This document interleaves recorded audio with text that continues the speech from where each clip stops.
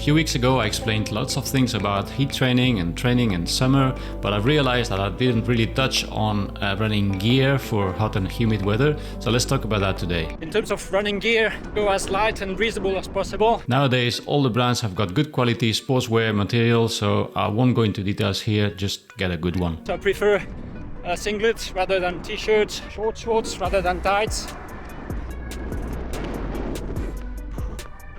Breathable singlet rather than going shirtless. Breathable and rather loose fit than dry fit, but not too loose, because you don't want it to cause chafing on your nipples, you know, when it gets drenched and heavy.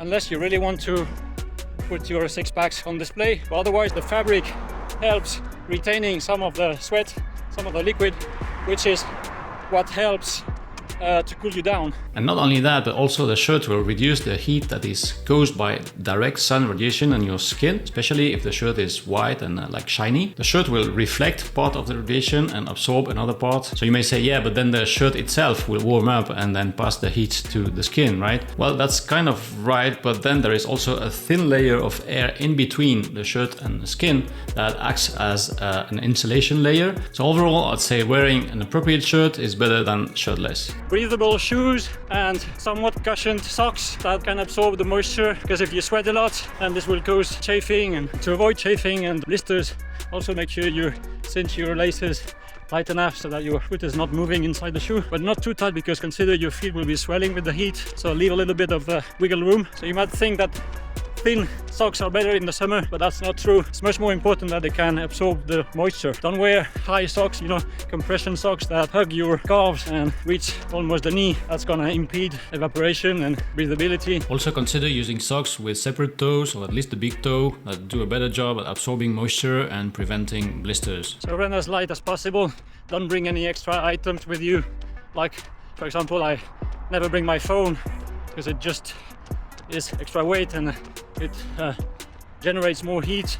It's also not good for the phone to overheat, so I don't need the phone. Also, don't take any headphones or even earphones, that will make you much hotter.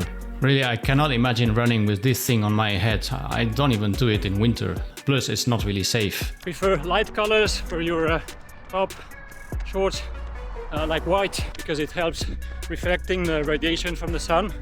So you may gain 1 or 2 degrees there. Yes, white, but in reality it's not as simple as that. White color means it reflects all the light frequencies from the visible spectrum. So that's not bad, but heat also comes from the radiation in frequencies that are beyond the visible spectrum, like infrared and ultraviolet, or UV. So ideally we should wear a garment that reflects a wider range of frequencies, in particular UV, but I guess that's more difficult to find. Also wear a cap, white if possible, but more importantly very breathable, especially if you don't have hair, or if you have like black hair that will absorb all the radiation. Wearing a white breathable cap can help. If you have long hair, well, try to do it in a way that allows for airflow and, you know, doesn't cause too much overheating. Or, you know, get your hair shorter for summertime. Good cap is also important to prevent the sweat from your head and your front to dribble into your eyes, which is very annoying, especially if you wear sunscreen. I've got this cap that I wear for races when I know I'm gonna sweat a lot, because it has a piece of rubber inside here that drains sweat to the side so it doesn't get to my eyes. It's also good in winter to shield from the rain, and in winter, if it's very cold, you can actually cover your ears like that.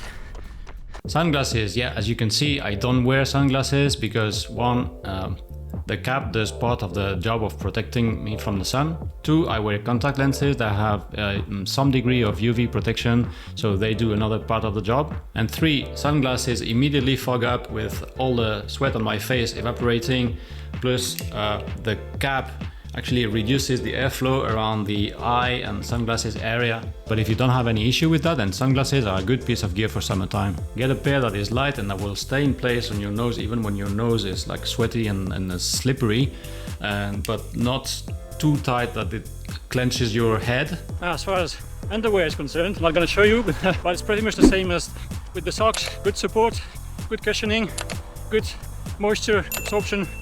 Believe me, it will get wet because of the area and also because of all the sweat that your upper body generates with gravity, it goes down, so it reaches your waist area. I guess cotton is better, seamless, but yeah, just trial and error until you find a good one, but it is important. Sports bra, well, unfortunately, I don't feel like I have enough authority to talk about that, but I would guess you want to prioritize first support, second breathability, and third the color.